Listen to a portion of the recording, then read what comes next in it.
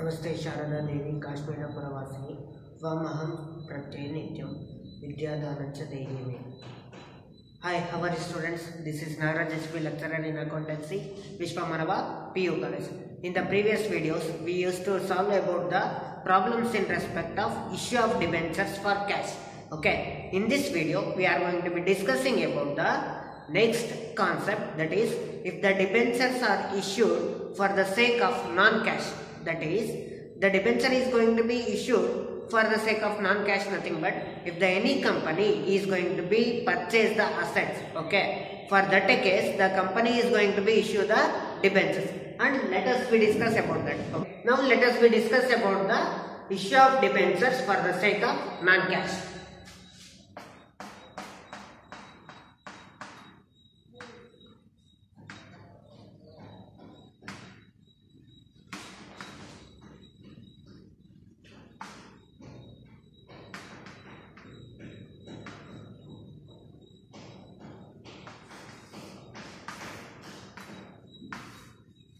See, if the debentures are issued for the sake of non-cash, ಅಂದ್ರೆ sources of funds ನ collect ಮಾಡ್ಲಿಕ್ಕೋಸ್ಕರ shares ನ issue ಮಾಡೋದು ನೋಡಿದೀವಿ, ಮತ್ತೆ ಡಿಬೆಂಚರ್ಸ್ ನ ಇಶ್ಯೂ ಮಾಡೋದು ನೋಡಿದೀವಿ. ಬಟ್ ಇಲ್ಲಿ ಫಂಡ್ಸ್ ನ ಕಲೆಕ್ಟ್ ಮಾಡಲ್ಲ. ಫಂಡ್ಸ್ ನ ಕಲೆಕ್ಟ್ ಮಾಡೋ ಬದಲಾಗಿ ಏನ್ ಮಾಡ್ತಾರೆ, company is going to be purchase the machineries or building or any type of assets. Okay, whether the company is going to be purchase the machinery or building or vehicle or so on. So okay, whatever the fixed assets they are going to be purchased for the sake of, in order to make the payment in respect of purchasing of assets. Okay, ಅಂದ್ರೆ ಇವಾಗ ಯಾವುದೇ ಒಂದು fixed assets ನ ಅವರು ಏನಾದ್ರು purchase ಮಾಡಿದ್ರೆ ಆ purchase ಮಾಡಿದ್ಮೇಲೆ ಆ ಒಂದು ವ್ಯಾಲ್ಯೂ ಆಫ್ ಅಸೆಟ್ಸ್ ನ ಪೇಮೆಂಟ್ ಮಾಡೋ ಸಂದರ್ಭದಲ್ಲಿ ಕಂಪನಿ ಹತ್ರ ಏನಾದ್ರು ಅಮೌಂಟ್ ಇಲ್ಲದೆ ಇದ್ದಾಗ ಕಂಪನಿ ಏನ್ ಮಾಡ್ತಾರೆ, ಡಿಬೆಂಚರ್ಸ್ ನ ಇಶ್ಯೂ ಮಾಡ್ತಾರೆ. ಯಾರಿಗೆ? ಸೆಲ್ಲರಿಗೆ. Seller here nothing but vendor. Okay, seller or vendor. Vendor nothing but supplier. Suppliers ಅಂದ್ರೆ ಯಾರು ನಮಗೆ ಅಸೆಟ್ಸ್ ಅನ್ನ ಸೇಲ್ಸ್ ಮಾಡ್ತಾರಲ್ಲ ಅವ್ರನ್ನ ನಾವೇನಂತ ಕರಿತೀವಿ, ವೆಂಡರ್ ಅಂತ ಕರಿತೀವಿ ಅಥವಾ ಸೆಲ್ಲರ್ ಅಂತ ಕರಿತೀವಿ. Okay, if suppose they are going to be purchase the machinery worth rupees 1 lakh, ಅಂದ್ರೆ 1 ಲಕ್ಷ ಬೆಲೆ ಬಾಳ್ತಕ್ಕಂತ ಮೆಷಿನರಿನ ನಾವೇನಾದ್ರೂ ಕೊಂಡ್ಕೊಂಡ್ರೆ ಅವಾಗ ನಾನೇನ್ ಮಾಡ್ಬೇಕಾಗುತ್ತೆ, 1 ಲಕ್ಷ ರೂಪಾಯಿ ನಾನು ಪೇಮೆಂಟ್ ಮಾಡ್ಬೇಕು. ಓಕೆ, ನನ್ನ ಹತ್ರ ದುಡ್ಡಿಲ್ಲ ಅಂದ್ರೆ, ನನ್ನ ಕಂಪ್ನಿಯಲ್ಲಿ 1 lakh rupees ನಾನು ಪೇಮೆಂಟ್ ಮಾಡ್ಲಿಕ್ಕೆ ನನ್ನ ಹತ್ರ ಹಣ ಇಲ್ಲ ಅಂದ್ರೆ ನಾನೇನ್ ಇಶ್ಯೂ ಮಾಡ್ತೀನಿ, ಡಿಬೆಂಚರ್ಸ್ ನ ಇಶ್ಯೂ ಮಾಡ್ತೀನಿ. ಎಷ್ಟು ರೂಪಾಯಿ ಬೆಲೆ ಬಾಳ್ತಕ್ಕಂತ ಡಿಬೆಂಚರ್ಸ್ ನ ಇಶ್ಯೂ ಮಾಡ್ತೀನಿ ಅಂದ್ರೆ 1 lakh worth rupees debentures are going to be issued to vendors. Okay, so this is the concept behind the issue of debentures for non-cash. Okay, ಅಂದ್ರೆ ಯಾವುದೇ ಅಸೆಟ್ ಅನ್ನ ಪರ್ಚೇಸ್ ಮಾಡಿದ್ಮೇಲೆ ದುಡ್ಡೇ ಕೊಡ್ಬೇಕು ಅಂತ ಏನಿಲ್ಲ. ಕಂಪನಿಯವರು ದುಡ್ಡಿನ ಪರವಾಗಿ, ಅಂದ್ರೆ apart from that money they are going to be issue what, debentures. To whom they are going to be issue? The seller or it may be the vendor. Seller of what? Assets. Okay, nothing but vendor. Okay, so this is about the issue of debentures for non-cash. Okay, in respect of issue of debentures for non-cash, what are the entries we are going to be came across in that? Okay, let us we know about that.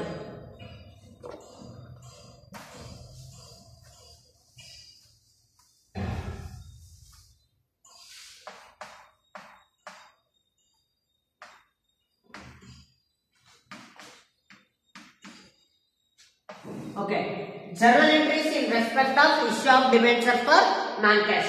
In that, first one entry is purchase of assets.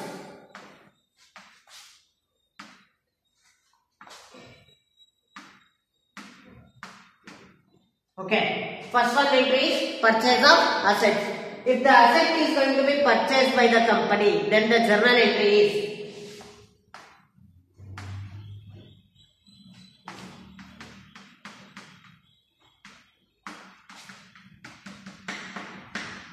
sundry assets account data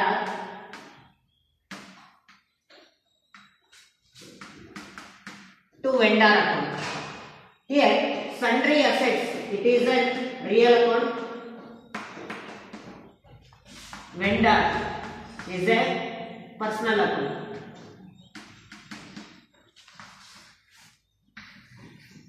ನೋಡಿ assets ನ purchase ಮಾಡೋದಕ್ಕೆ entry ಏನ್ ಬರುತ್ತೆ sundry assets account data to vendor okay sundry assets is real nominal or personal real okay so that is why real according to the real rules the asset is going to be debited you all know that what is the real account rules isn't it debit what comes in credit what goes out if the asset is going to be purchased by the any company then assets is comes in okay so that is why sundry assets is going to be what debited okay ಅಂದ್ರೆ asset ಅನ್ನು ನಾವು ಕೊಂಡ್ಕೊಂಡಾಗ ನಮ್ಮ business ಗೆ asset ಬರುತ್ತೆ okay ಯಾವುದೇ ಒಂದು assets ನಮ್ಮ business ಗೆ ಬರುತ್ತೆ ಅಂದ್ರೆ ರಿಯಲ್ ಅಕೌಂಟ್ ರೂಲ್ಸ್ ಪ್ರಕಾರ ನಾವು ಅದನ್ನ ಡೆಬಿಟ್ ಮಾಡಬೇಕು ರಿಯಲ್ ಅಕೌಂಟ್ ಏನ್ ಹೇಳುತ್ತೆ ಅಂದ್ರೆ ಡೆಬಿಟ್ ವಾಟ್ ಕಮ್ಸ್ ಇನ್ ಏನ್ ಬರುತ್ತೆ ಏನ್ ಬಂತು ಅಸೆಟ್ಸ್ ಬಂತು ಸೊ ಅದಕ್ಕೆ ನಾವು ಸನ್ರಿ ಅಸೆಟ್ಸ್ ಏನ್ ಮಾಡಿದೀವಿ ಡೆಬಿಟ್ ಮಾಡಿದ್ವಿ ಓಕೆ ಸನ್ರಿ ಅಸೆಟ್ಸ್ ನ ಡೆಬಿಟ್ ಮಾಡಿದ್ರೆ ಏನ್ ಕ್ರೆಡಿಟ್ ಮಾಡ್ಬೇಕು ಸರ್ ಅಂದ್ರೆ ವೆಂಡರ್ ಅಂದ್ರೆ ನಾವು ಯಾವ ವ್ಯಕ್ತಿ ಹತ್ರ ಅಸೆಟ್ ಅನ್ನ ನಾವು ಕೊಂಡ್ಕೊಂಡಿರ್ತೀವಿ ಆ ಒಂದು ವ್ಯಕ್ತಿಯ ಹೆಸರನ್ನ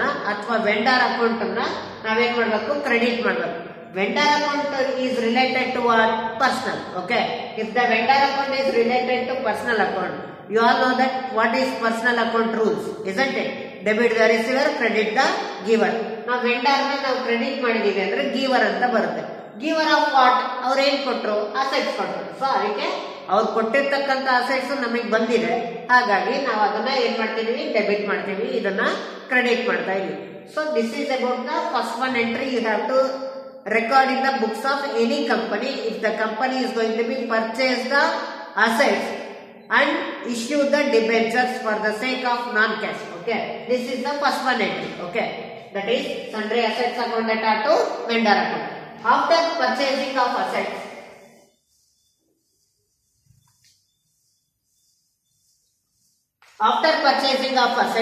you need to issue what debentures okay the second one entry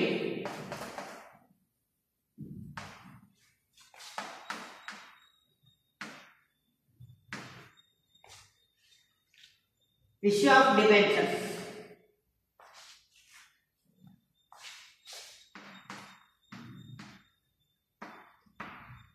to vendor okay the second one entry is issue of debentures to vendor ಅಂದ್ರೆ ಅಸೆಟ್ಸ್ ನ ಕೊಂಡ್ಕೊಂಡಾದ್ಮೇಲೆ ಆ ಒಂದು ಅಸೆಟ್ಸ್ ನ ವೆಂಡರ್ ಗೆ ನಾವು ಏನ್ ಮಾಡ್ಬೇಕಾಗುತ್ತೆ ಡಿಬೆಂಚರ್ಸ್ ನ ನಾವು ಇಶ್ಯೂ ಮಾಡಬೇಕಾಗುತ್ತೆ ಸೊ ಡಿಬೆಂಚರ್ಸ್ ನ ನಾವು ವೆಂಡರ್ ಗೆ ಇಶ್ಯೂ ಮಾಡಬೇಕು ಅಂದ್ರೆ ಏನೇನು ಎಂಟ್ರೀಸ್ ಬರುತ್ತೆ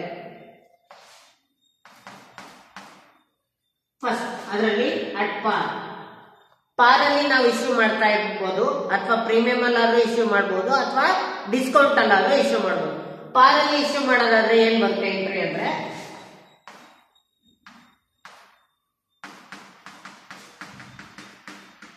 vendor account data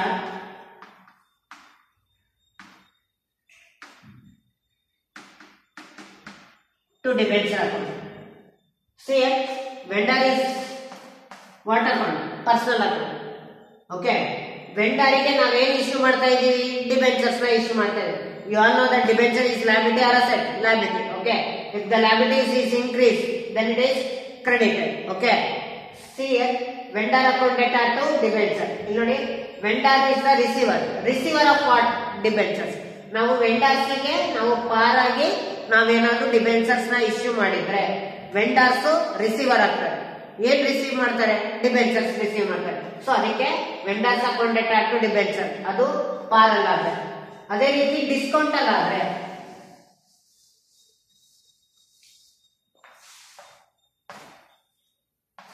at discount if the debentures are issued to vendor at a discount what is the entry again vendor is the receiver so vendor account data and if we are going to be give the discount to vendor it is discount allowed or received it is allowed ಯಾಕೆಂದ್ರೆ company discount ಬೆಲೆಯಲ್ಲಿ ಏನಾದ್ರೂ debentures ಅನ್ನ vendors ಗೆ ಕೊಟ್ರೆ ಅವಾಗ ಕಂಪನಿಗೆ ಅದು discount allowed ಅಂದ್ರೆ ಎಕ್ಸ್ಪೆನ್ಸಸ್ ಸೊ ಡಿಸ್ಕೌಂಟ್ ಅನ್ನ ನಾವೇನ್ ಮಾಡ್ಬೇಕು ನಾಮಿನಲ್ ರೂಲ್ ಪ್ರಕಾರ ಡೆಬಿಟ್ ಮಾಡ್ಬೇಕು so vendor account data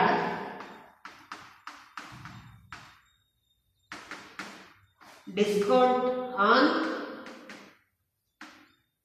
issue of debentures account debtor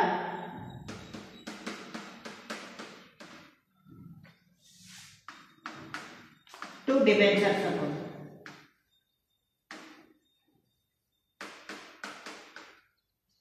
Vendor account debtor, discount on issue of debentures account debtor to debenture account.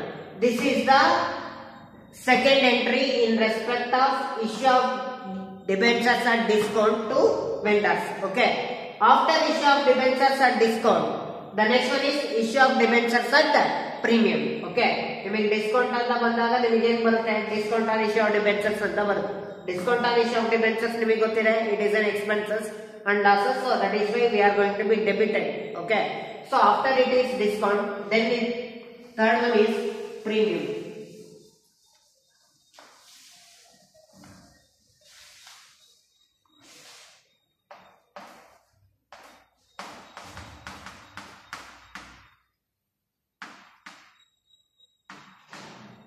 If the debentures are issued at premium, then the entry is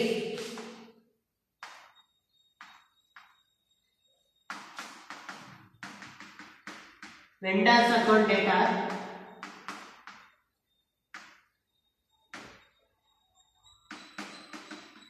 debentures account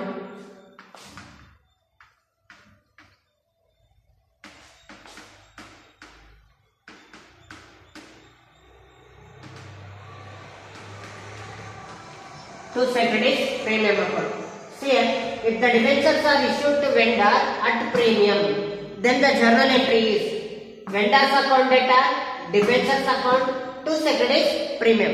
Securities premium is income, so that is why according to nominal rule, securities premium is going to be credited. Okay, vendors is personal and securities premium is nominal. Okay, so this is the entries you have to keep it in mind for recording the journal entries in respect of issue of debentures at non-cash. Okay.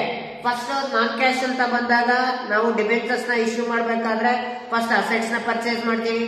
Assets ನ purchase ಮಾಡಿದ ಮೇಲೆ assets ನ ಒಂದು amount ನ payment ಮಾಡೋ ಬದಲಾಗಿ ಏನ್ issue ಮಾಡ್ತೀವಿ? ಡಿಬೆಂಚರ್ಸ್ ಇಶ್ಯೂ ಮಾಡ್ತೀವಿ. ಡಿಬೆಂಚರ್ಸ್ ಇಶ್ಯೂ ಮಾಡಬೇಕು ಅಂದ್ರೆ ಡಿಬೆಂಚರ್ಸ್ ನ ಪಾರಲ್ಲಿ ಇಶ್ಯೂ ಮಾಡ್ತೀವಿ, ಡಿಸ್ಕೌಂಟ್ ಅಲ್ಲಿ ಇಶ್ಯೂ ಮಾಡ್ತೀವಿ, ಮತ್ತೆ ಪ್ರೀಮಿಯಂ ಅಲ್ಲಿ ಇಶ್ಯೂ ಮಾಡ್ತೀವಿ. ಓಕೆ, ನಾವು ಅಸೆಟ್ಸ್ ನ ಪರ್ಚೇಸ್ ಮಾಡಬೇಕು ಅಂದ್ರೆ journal entry sundry assets account data to vendors. Next debentures ನ ಇಶ್ಯೂ ಮಾಡಬೇಕು ಅಂದ್ರೆ ಪಾರ್ ಅಲ್ಲಾದ್ರೆ vendors account data to debentures, discount ಅಲ್ಲಾದ್ರೆ vendors account data, discount on issue of debentures account data to debentures account. ಅದೇ premium ಅಲ್ಲಾದ್ರೆ vendors account data to debentures to securities premium. So this is the entries you have to keep it in mind while solving the problems in respect of issue of debentures for non-cash. In the previous videos we discussed about the issue of debentures at cash, okay, for the sake of cash. But in this video we are going to be discussing about the non-cash, okay.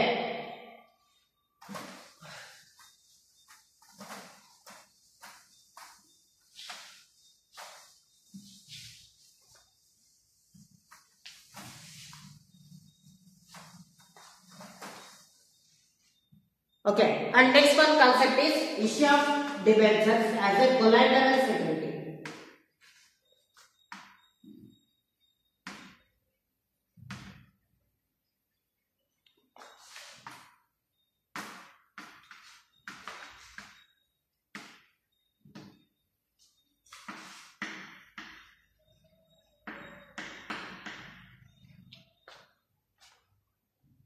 Okay, the next one concept is issue of debentures as a collateral securities. Collateral securities here nothing but secondary securities, nothing but it is going to be issued as a secondary securities to the loan which is going to be borrowed by the company. See here, if the company A is borrowed rupees 1 lakh from SBI bank or any financial institutions, okay. A ಕಂಪನಿಯವರು 1,00,000 ರೂಪಾಯಿನ SBI company ಆಗಿರ್ಬೋದು ಅಥವಾ ಯಾವ್ದಾದ್ರು ಒಂದು SBI bank ಆದ್ರೂ ಆಗಿರ್ಬೋದು ಅಥವಾ ಯಾವುದೇ ಒಂದು ಫೈನಾನ್ಷಿಯಲ್ ಇನ್ಸ್ಟಿಟ್ಯೂಷನ್ಸ್ ಆಗಿರ್ಬೋದು, ಆ ಒಂದು ಫೈನಾನ್ಷಿಯಲ್ ಇನ್ಸ್ಟಿಟ್ಯೂಷನ್ಸ್ ಇಂದ ಏನಾದ್ರೂ ಸಾಲನ ತಗೊಂಡಿದ್ರೆ, ಯಾವುದೇ ಬ್ಯಾಂಕ್ ಅವರು ಸಾಲ ಕೊಡೋದು ಹೇಗೆ ಅಂತ ಪ್ರೊಸೀಜರ್ ನಿಮಗೆ ಗೊತ್ತಿಲ್ಲ. Means without securities they are not going to be issue the any type of loan to the certain persons. ಯಾವುದೇ ಒಂದು ವ್ಯಕ್ತಿಗೆ ಅವರು ಸಾಲನ ಕೊಡಬೇಕು ಅಂದ್ರೆ ಸೆಕ್ಯೂರಿಟೀಸ್ ಇಲ್ದಲೆ, ಅಂದ್ರೆ ಯಾವುದೇ ರೀತಿ ಪ್ಲೆಡ್ಜ್ಮೆಂಟ್ ಇಲ್ದಲೇನೆ, ಓಕೆ, ಅಡ ಇಲ್ದಲೇನೆ ಅವ್ರು ಯಾವುದೇ ಕಾರಣಕ್ಕೂ ಸಾಲನ ಏನ್ ಮಾಡಲ್ಲ, ಕೊಡಲ್ಲ. Okay, so if the company is going to be borrow the 1 lakh from SBI bank, okay, by pledging certain asset, okay.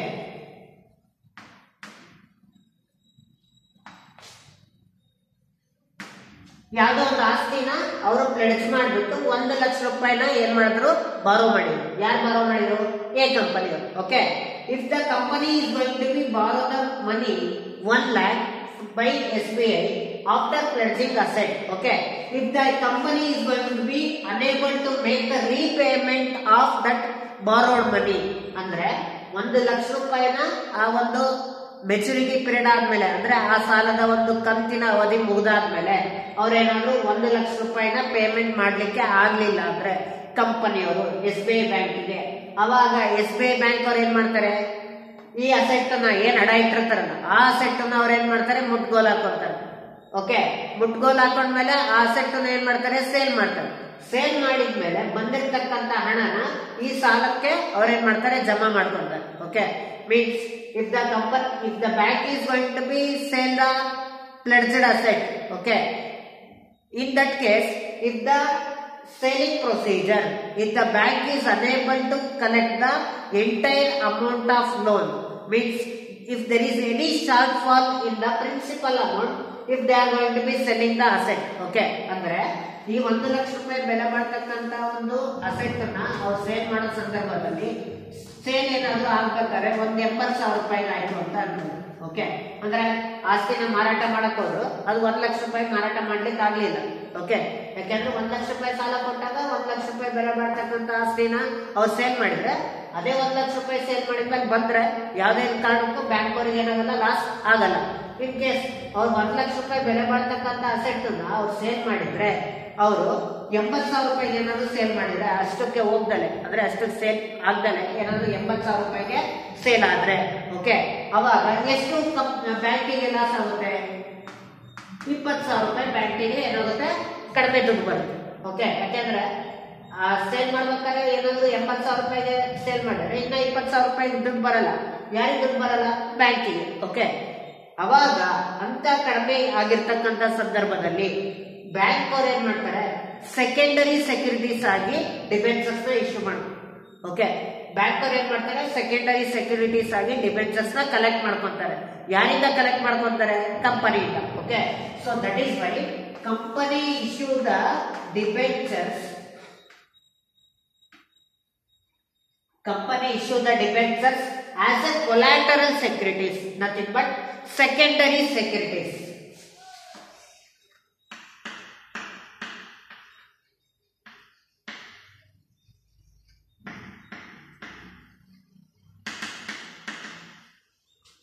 Primary security ಆಗಿ ಅಸೆಟ್ ಇರುತ್ತೆ, ಸೆಕೆಂಡರಿ ಸೆಕ್ಯೂರಿಟೀಸ್ ಆಗಿ ಏನ್ ಇಶ್ಯೂ ಮಾಡ್ತಾರೆ? ಡಿಬೆಂಚರ್ಸ್ ಇಶ್ಯೂ ಮಾಡ್ತಾರೆ.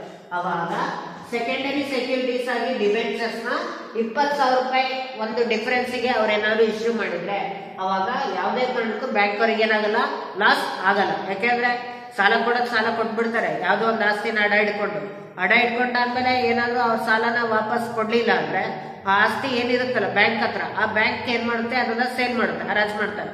ಹರಾಜಲ್ಲಿ ಏನಾದ್ರು ಅವರಿಗೆ ಕಮ್ಮಿ ದುಡ್ಡು ಬಂದ್ರೆ ಆ ಒಂದು ಅಸೆಟ್ ಇಂದ, ಅವಾಗ ಬ್ಯಾಂಕಿಗೆ ಏನಾಗುತ್ತೆ, ಲಾಸ್ ಆಗುತ್ತೆ. ಸೊ ಆ ಲಾಸ್ ಆಗ್ಬಾರ್ದು ಅಂತಾನೆ ಬ್ಯಾಂಕ್ ಅವ್ರು ಏನ್ ಮಾಡ್ತಾರೆ, ಡಿಬೆಂಚರ್ಸ್ ಅನ್ನ ಕಲೆಕ್ಟ್ ಮಾಡ್ಕೊಂಡಿರ್ತಾರೆ. ಯಾರ ಹತ್ರ ಕಲೆಕ್ಟ್ ಮಾಡ್ಕೊಂಡಿರ್ತಾರೆ? ಕಂಪನಿ ಹತ್ರ ಕಲೆಕ್ಟ್ ಮಾಡ್ಕೊಂಡಿರ್ತಾರೆ. ಅದಕ್ಕೋಸ್ಕರನೇ ಕಂಪನಿಯವರು ಏನ್ ಮಾಡ್ತಾರೆ, ಪ್ರೈಮರಿ ಅಸೆಟ್ ನ ಕೊಟ್ಟಾಗಿ ಕೂಡ, ಅಂದ್ರೆ apart from the primary asset they are going to be issue the secondary collateral securities as a debentures. Okay, secondary collateral securities ಆಗಿ ಏನ್ ಇಶ್ಯೂ ಮಾಡ್ತಾರೆ? ಡಿಬೆಂಚರ್ಸ್. ಅಂದ್ರೆ ಫಸ್ಟ್ ಪ್ರೈಮರಿ ಸೆಕ್ಯೂರಿಟಿ ಏನು? ಅಸೆಟ್. ಓಕೆ, ಪ್ರೈಮರಿ ಸೆಕ್ಯೂರಿಟೀಸ್ ಆಗಿ ಏನ್ issue ಮಾಡ್ತಾರೆ? Asset. Secondary securities ಆಗಿ ಏನ್ ಇಶ್ಯೂ ಮಾಡ್ತಾರೆ? ಡಿಬೆಂಚರ್ಸ್. ಸೊ ಈ ತರ ಅಡಿಷನಲ್ ಒಂದು ಸೆಕ್ಯೂರಿಟೀಸ್ ಕಂಪನಿಯವರು ಫೈನಾನ್ಷಿಯಲ್ ಇನ್ಸ್ಟಿಟ್ಯೂಷನ್ಸ್ ಗೆ ಏನ್ ಮಾಡ್ತಾರೆ? ಇಶ್ಯೂ ಮಾಡ್ತಾರೆ. ಯಾವಾಗ ಅಂದ್ರೆ ಅಮೌಂಟ್ ನ ಬಾರೋ ಮಾಡ್ತಕ್ಕಂತ ಸಂದರ್ಭದಲ್ಲಿ. ಇದು ಯಾವಾಗ ಸೆಕೆಂಡರಿ ಸೆಕ್ಯೂರಿಟೀಸ್ ಅನ್ನ ಅವ್ರು ಯೂಸ್ ಮಾಡ್ಕೊಂತಾರೆ ಅಂದ್ರೆ ಪ್ರೈಮರಿ ಸೆಕ್ಯೂರಿಟೀಸ್ ನ ಸೇಲ್ ಮಾಡಿದ್ಮೇಲೆ ಅಮೌಂಟ್ ಏನಾದ್ರು ಕಡಿಮೆ ಬಂದ್ರೆ ಆ ಸಾಲ ತಗೊಂಡಿರ್ತಕ್ಕಂತ ಹಣಕ್ಕಿನ್ನ ಅವಾಗ ಏನನ್ನ ಯೂಸ್ ಮಾಡ್ಕೊಂತಾರೆ? ಸೆಕೆಂಡರಿ ಸೆಕ್ಯೂರಿಟೀಸ್ ಅನ್ನ ಯೂಸ್ ಮಾಡ್ಕೊಂತಾರೆ. ಯಾರು ಯೂಸ್ ಮಾಡ್ಕೊಂತಾರೆ? Financial institutions. So this is about the issue of debentures as a collateral securities. Okay, if the company is going to issue the debentures as a collateral securities, there is a certain journal entries in respect of issue of debentures as a collateral securities.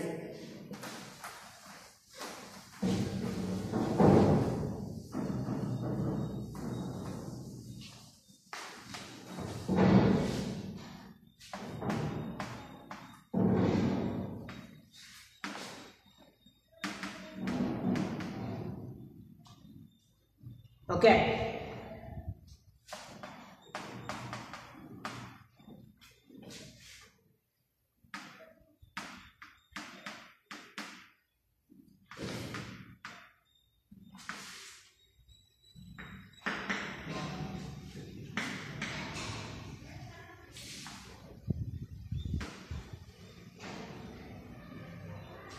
First one is for raising a loan by issuing debentures. ಅಂದ್ರೆ debentures ನ issue ಮಾಡಿ ಸಾಲ ತಗೊಂಡಿದ್ದೆ ಆದ್ರೆ ಅವಾಗ entry ಏನ್ ಬರುತ್ತೆ?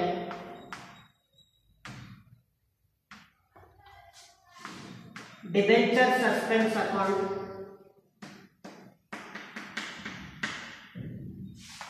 Data,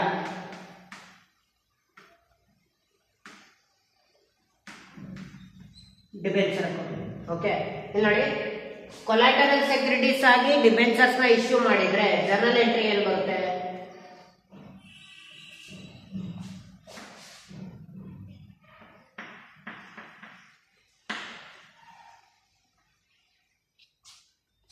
For raising a loan by issuing debentures as collateral. Okay, for that journal entry is debenture suspense account data to debenture account. ಈ ಡಿಬೆಂಚರ್ ಸಸ್ಪೆನ್ಸ್ ಅಲ್ಲಿ ಏನಿರುತ್ತೆ ಅಂದ್ರೆ ಕೊಲಾಟರಲ್ ಸೆಕ್ಯೂರಿಟೀಸ್ ಇರುತ್ತೆ. ಅಂದ್ರೆ ಬಾರೋಡ್ ಮನಿಗೆ ಏನು ಸೆಕೆಂಡರಿ ಸೆಕ್ಯೂರಿಟೀಸ್ ಆಗಿ ಇಶ್ಯೂ ಮಾಡಿರ್ತಾರಲ್ಲ ಆ ಸೆಕೆಂಡರಿ ಸೆಕ್ಯೂರಿಟೀಸ್ ಆಗಿ ಏನಿರುತ್ತೆ? ಡಿಬೆಂಚರ್ ಸಸ್ಪೆನ್ಸ್ ಅಕೌಂಟ್ ಇರುತ್ತೆ. ಫಸ್ಟ್ ಸಾಲ ತಗೊಂಡಿರ್ತೀವಿ, ಆ ಸಾಲಕ್ಕೆ ನಾವು ಡಿಬೆಂಚರ್ಸ್ ನ ಸೆಕೆಂಡರಿ ಸೆಕ್ಯೂರಿಟೀಸ್ ಆಗಿ ಇಶ್ಯೂ ಮಾಡಿದ್ರೆ ಎಂಟ್ರಿ ಏನ್ ಬರುತ್ತೆ? Debenture suspense account data to debenture account. Sir ಹಾಗಾದ್ರೆ ಕಂಪನಿ ಸೆಕೆಂಡರಿ ಸೆಕ್ಯೂರಿಟೀಸ್ ನ ಇಶ್ಯೂ ಮಾಡಿದ್ದಾದ್ಮೇಲೆ ಇನ್ ಕೇಸ್ ಕಂಪನಿ ಏನಾದ್ರು ಸಾಲನ ವಾಪಸ್ ಕೊಟ್ಬಿಟ್ರೆ ಅವಾಗ ಡಿಬೆಂಚರ್ಸ್ ನ ವಾಪಸ್ ಇಸ್ಕೋಬಹುದಾ ಬ್ಯಾಂಕ್ ಇಂದ? Yes, definitely. If the company is going to be make the payment of loan, okay, to the financial institutions, after making the payment of loan to the financial institutions, then the company is going to be take back the debenture certificates from the financial institutions. ಆವಾಗ company ಏನ್ ಮಾಡುತ್ತೆ? ಆ ಒಂದು financial certificate financial institutions ಹತ್ರ ಆ debenture certificates ಅನ್ನ ಏನ್ ಮಾಡ್ತಾರೆ? ವಾಪಸ್ ತಗೊಂತಾರೆ. ಯಾಕಂದ್ರೆ ಸಾಲನ ನಾನು ವಾಪಸ್ ಕೊಟ್ಟಿದ್ದೀನಪ್ಪ, ಸಾಲ ನಾನು ಕ್ಲಿಯರ್ ಮಾಡಿದೀನಿ, ನನ್ನ ಡಿಬೆಂಚರ್ಸ್ ನಾನು ವಾಪಸ್ ಕೊಡು. ಓಕೆ, ಅವಾಗ ಕಂಪನಿ ಆ ತರ ಡಿಬೆಂಚರ್ಸ್ ನ ವಾಪಸ್ ಕೊಡು ಅಂತ ಕೇಳಿದಾಗ ಸಾಲ ಎಲ್ಲ ಕಂಪ್ಲೀಟ್ ಆಗಿ ಕ್ಲಿಯರ್ ಮಾಡಿದ್ರೆ ಅವಾಗ ಬ್ಯಾಂಕ್ ಅವ್ರು ಏನ್ ಮಾಡ್ತಾರೆ? ಆ ಸಾಲ ಪತ್ರನ ಏನ್ ಮಾಡ್ತಾರೆ? ವಾಪಸ್ ಕೊಡ್ತಾರೆ, ಡಿಬೆಂಚರ್ ಸರ್ಟಿಫಿಕೇಟ್ ನ ವಾಪಸ್ ಕೊಡ್ತಾರೆ. ಇನ್ ಕೇಸ್ ಆ ತರ ಡಿಬೆಂಚರ್ ಸರ್ಟಿಫಿಕೇಟ್ ಏನಾದ್ರು ವಾಪಸ್ ಬಂದ್ರೆ ಅವಾಗ ಜರ್ನಲ್ ಎಂಟ್ರಿ ಏನ್ ಬರುತ್ತೆ? Okay, for cancelling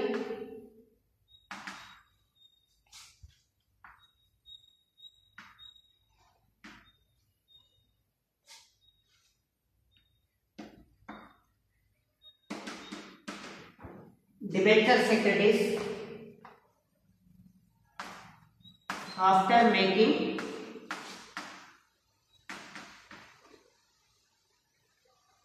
payment. Okay, payment ಅನ್ನ ಮಾಡಿದಾದ್ಮೇಲೆ ಡಿಬೆಂಚರ್ ಸೆಕ್ಯೂರಿಟೀಸ್ ಅನ್ನ ನಾವೇನಾದ್ರೂ ಕ್ಯಾನ್ಸಲ್ ಮಾಡಬೇಕು ಅಂದ್ರೆ ಎಂಟ್ರಿ ಏನಾಗುತ್ತೆ? ಡಿಬೆಂಚರ್ ಅಕೌಂಟ್ ಡೇಟಾ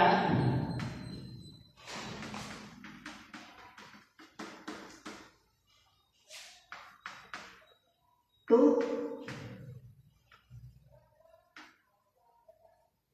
debenture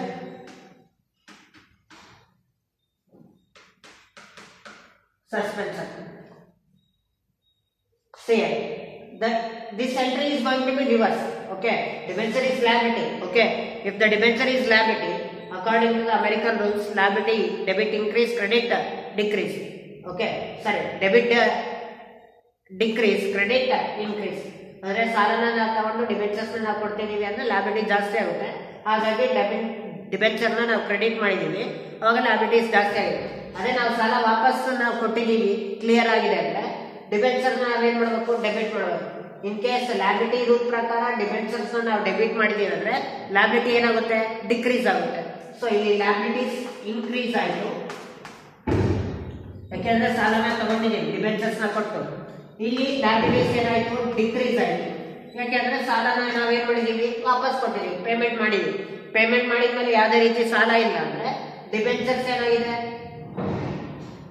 ವಾಪಸ್ ಹೋಗಿದೆ. ಓಕೆ, ಅವಾಗ ನಮಗೆ ಡಿಬೆಂಚರ್ಸ್ ವಾಪಸ್ ಬಂದ್ಮೇಲೆ ಕಂಪನಿಯಿಂದ ಸಾರಿ ಬ್ಯಾಂಕ್ ಇಂದ ಅವಾಗ ನಮಗೆ ಲ್ಯಾಬಿಲಿಟೀಸ್ ಏನಾಗುತ್ತೆ, ಡಿಕ್ರೀಸ್ ಆಗುತ್ತೆ. So this is the second entries in respect of debentures is going to be take back by the company from the financial institutions. Means after making the payment, debenture securities is going to be cancelled. If the debenture securities is going to be cancelled, then the entry is debenture account data to debenture suspense account. So this is about the issue of debentures as a collateral securities. If the debentures are issued as a collateral securities, nothing but secondary security. Okay, first for issuing the debentures as a secondary security, the entry is debenture suspense account data to debenture. Okay, for cancelling that debentures as a securities, okay, then the entry is debenture account data to debenture suspense. Debentures na issue ಮಾಡಿದ್ರೆ securities ಆಗಿ entry debenture suspense account data to debenture. ಅದೇ securities ನಾವೇನಾದ್ರು cancel ಮಾಡಿದ್ರೆ ಅಂದ್ರೆ ಹಣನ payment ಮಾಡಿ ದುಡ್ಡನ್ನ ವಾಪಸ್ ಇಸ್ಕೊಡ್ತೀವಿ ಅಂದ್ರೆ ಅವಾಗ ಎಂಟ್ರಿ ಏನ್ ಬರುತ್ತೆ, debenture account data to debenture suspense account. So this is about the entries in respective of collateral securities. Okay, keep it in mind. Now let us we discuss about the problems in respect of issue of debentures for non-cash. Okay, in the issue of debentures for non-cash, the first one question bank problem in respect of that is Wagish Company Limited. Okay, Wagish Company Limited purchased a building worth rupees 99 lakh. Okay,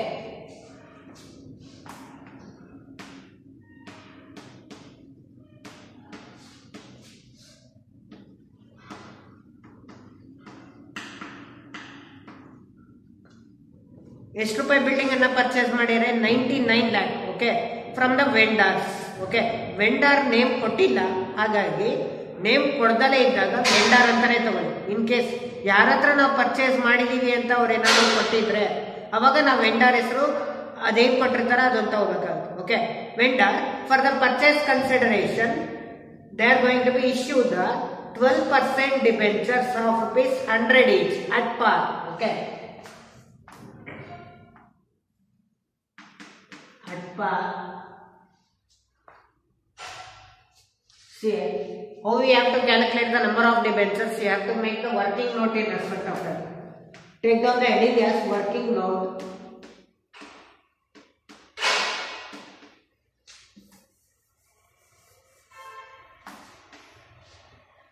Okay, working note ಅಂತ ಬರ್ಕೊಂಡು at par ನೀವು ಮೂರು ಕೇಸಲ್ಲಿ ನೀವು ಎಷ್ಟು debentures ಬರುತ್ತೆ ಅಂತ ನಾವು ಡಿಸ್ಕಸ್ ನೋಡ್ಬೇಕಾಗುತ್ತೆ. ಓಕೆ, ಫಸ್ಟ್ ಅಟ್ ಪಾರ್ ಅಲ್ಲಿ ನಂಬರ್ ಆಫ್ ಡಿಬೆಂಚರ್ಸ್ ಎಷ್ಟು ಬರುತ್ತೆ, ಪ್ರೀಮಿಯಂ ಅಲ್ಲಿ ನಂಬರ್ ಆಫ್ ಡಿಬೆಂಚರ್ಸ್ ಎಷ್ಟು ಬರುತ್ತೆ, ಡಿಸ್ಕೌಂಟ್ ಅಲ್ಲಿ ಎಷ್ಟು ನಂಬರ್ ಆಫ್ ಡಿಬೆಂಚರ್ಸ್ ಬರುತ್ತೆ. Okay, so C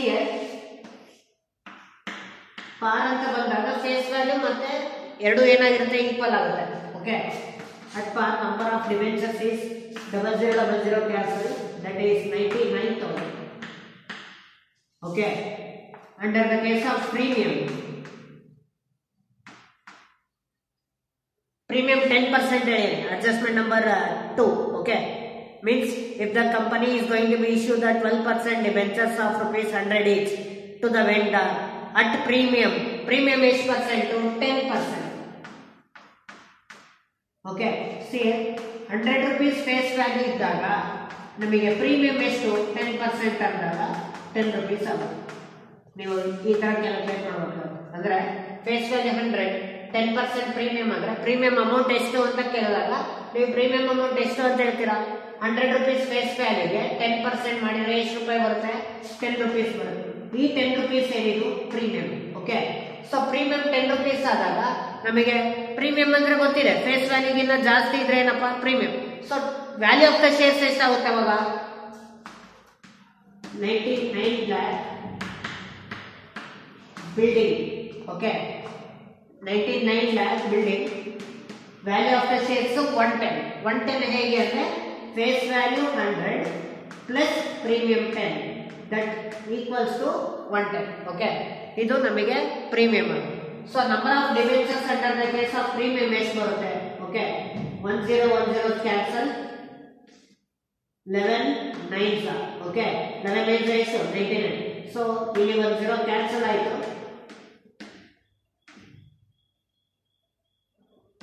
90,000.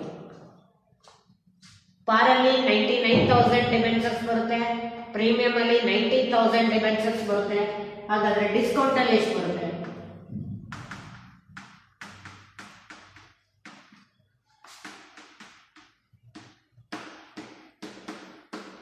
Building value 99 lakh. Discount ಕೂಡ ಪ್ರಾಬ್ಲಮ್ ಅಲ್ಲಿ ಎಷ್ಟು ಪರ್ಸೆಂಟ್ ಹೇಳಿದ್ರೆ 10% ಹೇಳಿದೆ. ಡಿಸ್ಕೌಂಟ್ 10% ಹೇಳಿ ಅಂದ್ರೆ ಇಲ್ಲಿ ನೋಡಿ ಸೇಮ್ ಅಗೇನ್ 100 ಗೆ 10% that is 10. This is the 10 rupees discount. So face value ಅಲ್ಲಿ ನಾವು 10 rupees discount ಅನ್ನ ಡಿಡಕ್ಟ್ ಮಾಡಿದ್ರೆ ವ್ಯಾಲ್ಯೂ ಆಫ್ ದ ಡಿಬೆಂಚರ್ಸ್ ಎಷ್ಟು? 90 rupees. ಓಕೆ ಸೊ ಇಲ್ಲಿ ನಾವು 90 rupees ನಮಗೆ ಡಿವೈಡ್ ಮಾಡಬೇಕಾಗುತ್ತೆ. ಇಲ್ಲಿ 90 rupees ನ ಡಿವೈಡ್ ಮಾಡ್ತಾ ಇದೀವಿ ಅಂದ್ರೆ 1010 cancel 11s 1,10,000. See here, the number of debentures at par 99,000, number of debentures at premium 90,000, number of debentures at discount 1,10,000. ಇಲ್ಲಿ ನೋಡಿ ನಾವು ಡಿಬೆಂಚರ್ಸ್ ನಮಗೆ ಡಿಸ್ಕೌಂಟ್ ಅಲ್ಲಿ ಚೇಂಜಸ್ ಆಯ್ತು, ಪ್ರೀಮಿಯಂ ಅಲ್ಲೂ ಚೇಂಜಸ್ ಆಯ್ತು, ಪಾರ್ ಅಲ್ಲೂ ಚೇಂಜಸ್ ಆಯ್ತು. ಪಾರ್ ಅಲ್ಲಿ 99,000 ಬಂತು, ಪ್ರೀಮಿಯಂ ಅಲ್ಲಿ 90,000 ಬಂತು, ಡಿಸ್ಕೌಂಟ್ ಅಲ್ಲಾದ್ರೆ 1,10,000 ಆಯ್ತು. ಓಕೆ ಅಂದ್ರೆ ನಾವು ವೆಂಡರಿಗೆ ಬಿಲ್ಡಿಂಗ್ ಅನ್ನ ನಾವು ಪರ್ಚೇಸ್ ಮಾಡಿದ್ದಕ್ಕೆ ನಾವು ಡಿಬೆಂಚರ್ಸ್ ನ ಕೊಡ್ತೀವಿ ಅಂದ್ರೆ ಡಿಬೆಂಚರ್ಸ್ ಅನ್ನ ನಾವು ಯಾವ ಕೇಸಲ್ಲಿ ಕೊಡ್ತಾ ಇದೀವಿ? ಪ್ರೀಮಿಯಂ ಅಲ್ಲಿ ಕೊಡ್ತಾ ಇದೀವೋ, ಪಾರ್ ಅಲ್ಲಿ ಕೊಡ್ತಾ ಇದೀವೋ, ಡಿಸ್ಕೌಂಟ್ ಅಲ್ಲಿ ಕೊಡ್ತಾ ಇದೀವೋ? ಪ್ರೀಮಿಯಂ ಅಲ್ಲಿ ಕೊಟ್ರೆ ನಂಬರ್ ಆಫ್ ಡಿಬೆಂಚರ್ಸ್ ಎಷ್ಟು ಕೊಡ್ಬೇಕಾಗುತ್ತೆ? ಪಾರ್ ಅಲ್ಲಿ ಕೊಟ್ರೆ ಎಷ್ಟು ಕೊಡ್ಬೇಕಾಗುತ್ತೆ? ಡಿಸ್ಕೌಂಟ್ ಅಲ್ಲಿ ಕೊಟ್ರೆ ಎಷ್ಟು ಕೊಡ್ಬೇಕಾಗುತ್ತೆ? ಈ ತರ ನಂಬರ್ ಆಫ್ ಡಿಬೆಂಚರ್ಸ್ ನೀವು ಫಸ್ಟ್ ವರ್ಕಿಂಗ್ ನೋಟ್ ಅಲ್ಲಿ ಕಂಪಲ್ಸರಿ ನೀವು ಈ ಪ್ರಾಬ್ಲಮ್ ಸಾಲ್ವ್ ಮಾಡ್ಲಿಕ್ಕಿಂತ ಮುಂಚೆ ಈ ನಂಬರ್ ಆಫ್ ಡಿಬೆಂಚರ್ಸ್ ನೀವು ಈ ಪ್ರೊಸೀಜರ್ ಪ್ರಕಾರ ಕ್ಯಾಲ್ಕುಲೇಟ್ ಮಾಡ್ತಾ ಇರ್ಬೇಕು, ಕಂಪಲ್ಸರಿ ಮಾಡ್ಲೇಬೇಕು. ಓಕೆ ನಿಮಗೆ 99 lakh ಹೇಗೆ ಬಂತು ಅಂತ ಗೊತ್ತಿದೆ, ಯಾಕೆಂದ್ರೆ 99 ಲಕ್ಷದ ಬೆಲೆ ಬಾಳ್ತಕ್ಕಂತ ಒಂದು ಅಸೆಟ್ ಅನ್ನ ಬಿಲ್ಡಿಂಗ್ ಅನ್ನ ವಾಗೀಶ್ ಕಂಪನಿಯವರು ಪರ್ಚೇಸ್ ಮಾಡಿದ್ರು. ಓಕೆ ಅದಕ್ಕೆ ಅವರು 100 ರೂಪಾಯಿ ಬೆಲೆ ಬಾಳ್ತಕ್ಕಂತ ಒಂದು ಡಿಬೆಂಚರ್ಸ್ ಅನ್ನ ಇಶ್ಯೂ ಮಾಡ್ತಾ ಇದ್ದಾರೆ ಅಂದ್ರೆ ನಾವು ಎಷ್ಟು ಡಿಬೆಂಚರ್ಸ್ ಅನ್ನ ನಾವು ವೆಂಡರಿಗೆ ಕೊಡಬೇಕಾಗುತ್ತೆ? ನಾವು ಯಾವ ಕೇಸಲ್ಲಿ ನಾವು ಡಿಬೆಂಚರ್ಸ್ ನ ಇಶ್ಯೂ ಮಾಡ್ತಾ ಇದೀವಿ? ಪಾರ್ ಅಲ್ಲಿ ಕೊಡ್ತಾ ಇದೀವೋ, ಪ್ರೀಮಿಯಂ ಅಲ್ಲಿ ಕೊಡ್ತಾ ಇದೀವೋ, ಡಿಸ್ಕೌಂಟ್ ಅಲ್ಲಿ ಕೊಡ್ತಾ ಇದೀವೋ? ಆ ಮೂರನ್ನು ನಾವು ಏನ್ ಮಾಡ್ಬೇಕಾಗುತ್ತೆ? ಜರ್ನಲ್ ಎಂಟ್ರೀಸ್ ಪ್ರಕಾರ ನಾವು ರೆಕಾರ್ಡ್ ಮಾಡ್ತಾ ಹೋಗ್ಬೇಕಾಗುತ್ತೆ. ಇಲ್ಲಿ ನೋಡಿ ಫಸ್ಟ್ ನಾನ್ ಕ್ಯಾಶ್ ಅಂತ ಬಂದಾಗ ಫಸ್ಟ್ ಅಸೆಟ್ಸ್ ಪರ್ಚೇಸ್ ಎಂಟ್ರಿ ಬರಿಬೇಕು ಅಂತ ಹೇಳಿದೆ. ಓಕೆ ಅಸೆಟ್ ಪರ್ಚೇಸ್ ಎಂಟ್ರಿ ಏನ್ ಬರೀತೀರಾ? ಅಸೆಟ್ ಯಾವ್ದಪ್ಪ? ಅಸೆಟ್ ಯಾವ್ದು ಕೊಟ್ಟಿಲ್ಲ ಅಂದ್ರೆ ನೀವು ಸನ್ಡ್ರಿ ಅಸೆಟ್ಸ್ ಅಂತ ತಗೋಬಹುದು. ಇಲ್ಲಿ ಅಸೆಟ್ ಯಾವ್ದು ಅಂತ ಕೊಟ್ಟಿದ್ದಾರೆ. ಏನ್ ಅಸೆಟ್? ಬಿಲ್ಡಿಂಗ್. ಸೊ ಅದಕ್ಕೆ ನಾವು ಏನ್ ಅಸೆಟ್ ಅಂತ ತಗೋಬೇಕು? Building account.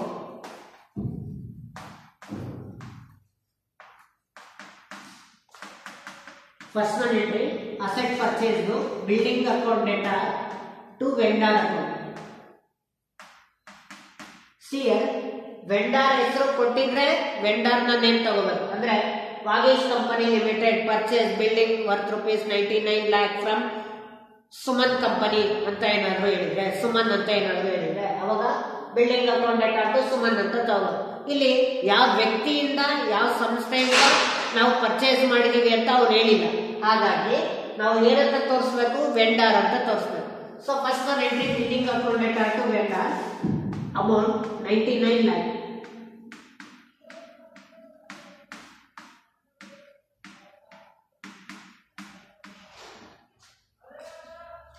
Narration. Being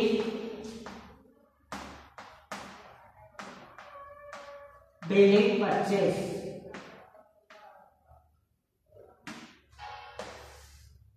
This is the first entry you have to record in the books of Vagish Company Limited. After purchasing the asset, the first one entry in respect of issue of debentures at par to vendors. That is at par anta ಇಲ್ಲಿ ಬರೀರಿ ಬರ್ದು colon underline vendor account data to debenture account. ನೋಡಿ ಪಾರ್ issue ಮಾಡಿದ್ರೆ ಏನು ಬರುತ್ತೆ vendor account data to debenture. Number of debentures at par ಎಷ್ಟು 99000. Okay so 99000 multiplied by face value ಎಷ್ಟು 100. Okay that equals to 99 lakh.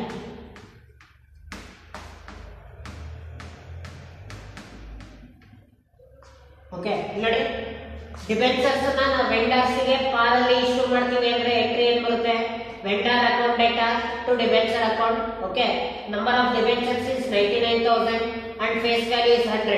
99000 ಹೇಗೆ ಬಂತು ಅಂದ್ರೆ ಕ್ಯಾಲ್ಕುಲೇಷನ್ ವರ್ಕಿಂಗ್ ನೋಟ್ ಅಲ್ಲಿ. Okay narration B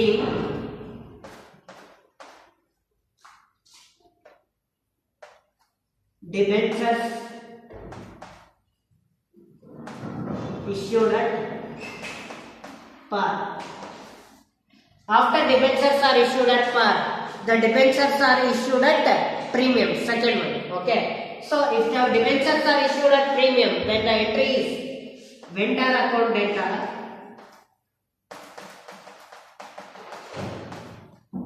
to debenture account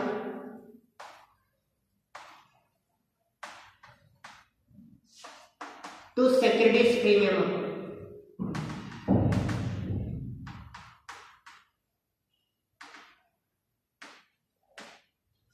Vendor account data, debenture account to securities premium. Number of debentures is 90,000 in the case of premium. That is, here 90,000 into 90,000 into ನೋಡಿ debenture ಅಲ್ಲಿ face value ಎಷ್ಟಪ್ಪ 100. Premium 90,000 into ಎಷ್ಟು 10. ಯಾಕೆಂದ್ರೆ securities premium 10 ರೂಪಾಯಿ ತಾನೆ. So 90,000 into 10 is 9 lakh. 90,000 into 100 is 90 lakh. ನಾವು vendors ಗೆ ಕೊಡಬೇಕಾಗಿರೋದು 99 lakh.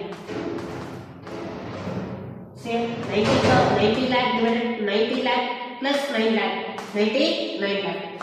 Narration being debentures issued at premium. So this is the another one entry in respect of issue of debentures at premium. Next one adjustment, that is debentures are issued at discount.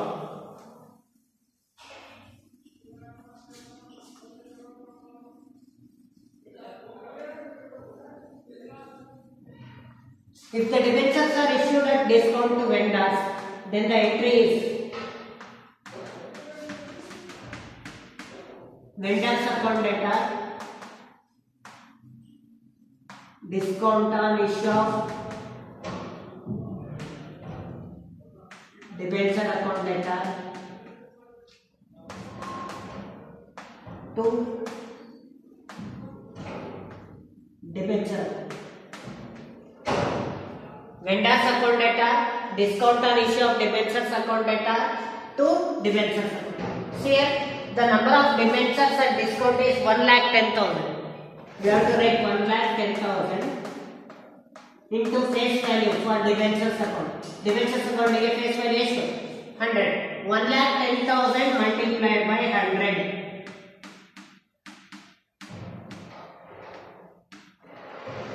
Okay. 1,10,000 multiplied by 100 is 1 crore 10 lakh. Okay. Next, ಇಲ್ಲಿ 1,10,000 multiplied by 10, that is discount.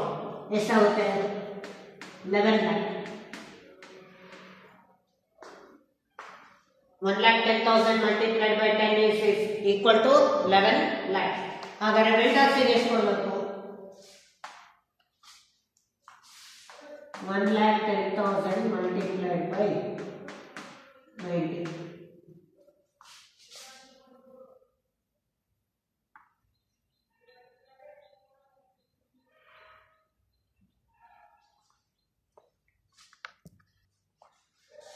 That is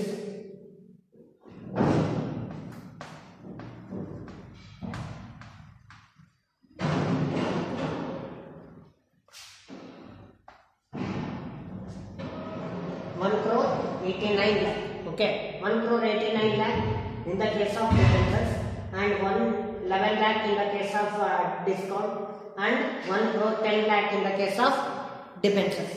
Okay, then the narration is being debentures are issued at discount.